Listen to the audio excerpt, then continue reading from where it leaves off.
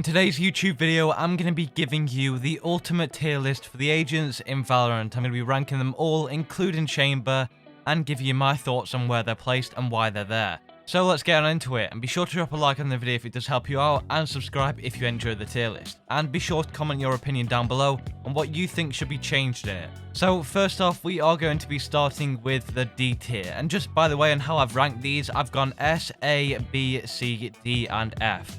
S is going to be at the top, and F is going to be at the very bottom. But we're actually not going to use the F tier at all, which is a little surprising. So technically, it's S to D. And in the D tier, we have none other than Yaru. Surprise, surprise. Yaru mains, I'm sorry about this one, but you probably saw it coming.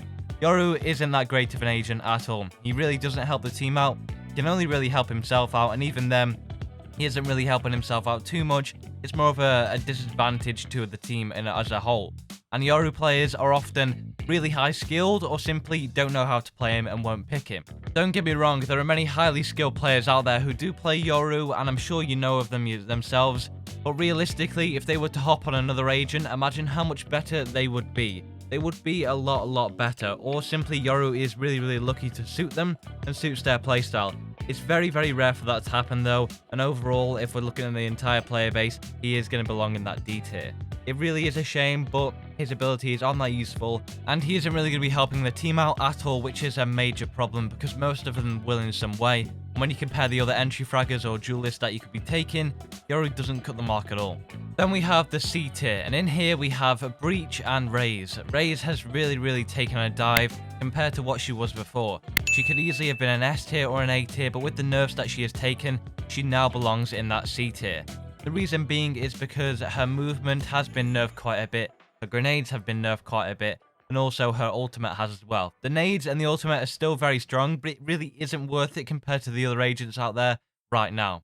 Raze can still be a very fun agent to play, but I'm sure a lot of Raze mains who do play her quite a bit will also agree that she has definitely gone down a bit and does belong in the C tier. So maybe some of them will be biased, but for the most part, Raze definitely belongs there. And as for Breach, well, Breach is a little bit of an interesting one. Breach can be a troll and meme character, and he can be very annoying at times, but overall, I don't think he is extremely OP. He often doesn't get picked a lot as well, and it really does depend on what rank you're in. It won't get picked a lot where I'm at, and simply being just because he has to communicate with his teammates quite a bit, and if not, he has to rely on himself. Now, communicating with teammates, Breach can be fantastic, which is why in higher ranks, Breach can be quite effective in some regards. But again, when you compare it to what agents are out there, how they can do that job better, I think there's other options, especially if you're solo and not communicating. As Breach, you're essentially flashing and concussing them. When you look at other entry fraggers who do that same purpose, they do it 10 times better and also help the team out. So you're kind of having a little bit of trade-off. Breach isn't necessarily extremely bad, he just has better options out there. Now we're going to be moving on to the B tier, where I have gone ahead and placed Phoenix, Skye, and Astra. Now this is an interesting one. Who do I believe that belongs here? Well, all of them, but some of you may disagree. And the reason being is because of Astra and potentially Skye. Astra and Skye, specifically Astra, could definitely go up to the A, even S tier. Skye definitely could go up to the A tier. She's not S tier, but definitely A. Astra could definitely also go up to the S tier as well.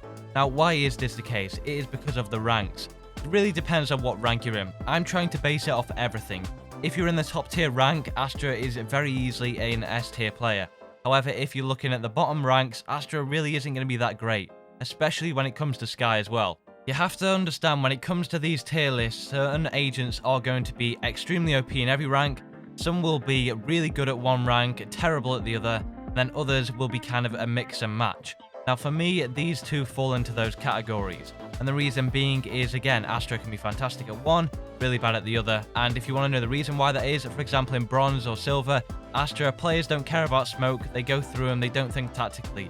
In Immortal, Diamond, Radiant, people actually care about it, because if they know if they go through, they're going to get exposed and taken out. There's a lot of risk to it, whereas lower ranks there isn't. That's why I'm putting them in B, because I'm trying to keep it balanced and trying to keep it in the middle.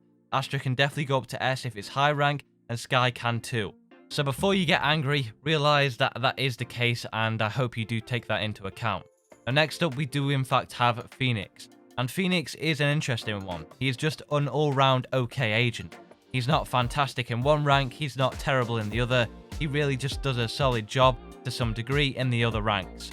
And this is because of his abilities and how straightforward of an agent he is to pick up.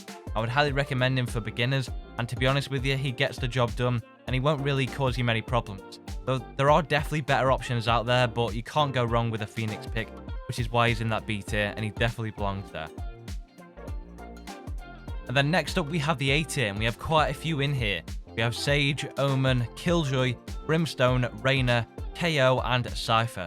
I'll try to very quickly get through the explanations for all of them so you caught up. Sage, come on, we have to agree. Sage is easily an A tier agent. She is fantastic. She has taken a little bit of nerf, so I wouldn't say she's an S tier anymore. However, she is fantastic all around, the best healer in the game. Then we also have Omen. Omen is a fantastic lurker, fantastic smoke player.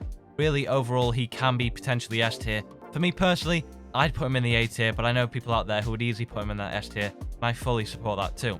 Then we have Killjoy.